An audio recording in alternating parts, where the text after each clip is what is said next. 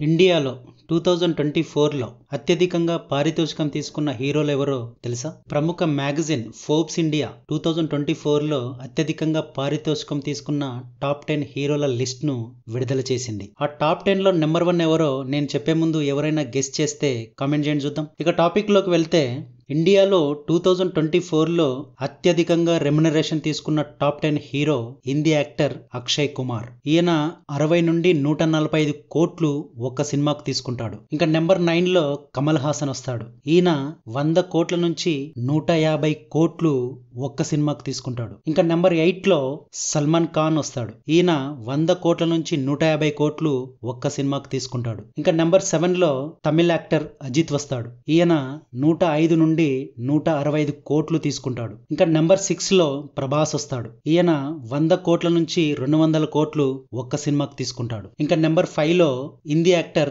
అమీర్ ఖాన్ వస్తాడు. ఈయన 100 కోట్ల నుంచి 275 కోట్లు ఒక్క సినిమాకు తీసుకుంటాడు. ఇంకా నెంబర్ 4లో షారూక్ ఖాన్ వస్తాడు. ఈయన డంకీ సినిమా కోసం 150 నుండి 250 కోట్లు పారితోషకం తీసుకున్నాడంట. ఇంకా నెంబర్ 3లో రజనీకాంత్ వస్తాడు. ఈయన ఒక్క సినిమాకి 150 నుండి 270 కోట్లు ఒక్క సినిమాకి తీసుకుంటాడంట. ఇంకా నెంబర్ 2లో తమిళ హీరో విజయ్ వస్తాడు. ద గోట్ సినిమాకి 275 కోట్ల రెమ్యునరేషన్ తీసుకున్నాడంట. నౌ నెంబర్ 1 ఎవరో తెలుసా? Pushpa cinema hero Allu Arjun. ఈయన పుష్ప 2 సినిమా కోసం ఏకంగా 300 కోట్ల రెమ్యునరేషన్ తీసుకున్నాడంట. సో ఇండియాలో 2024లో ఫోర్బ్స్ ఇండియా మ్యాగజైన్ ప్రకారం అత్యధికంగా పారితోషికం తీసుకున్న number 1 hero Allu Arjun. Pushpa 2 cinema December 5 ప్రపంచవ్యాప్తంగా రిలీజ్ అవుతుంది అని అందరికి తెలుసు. ఈ పుష్ప 2లో హీరోయిన్ గా యాక్ట్ చేసిన రష్మికకు 10 కోట్లు ఇచ్చారంట.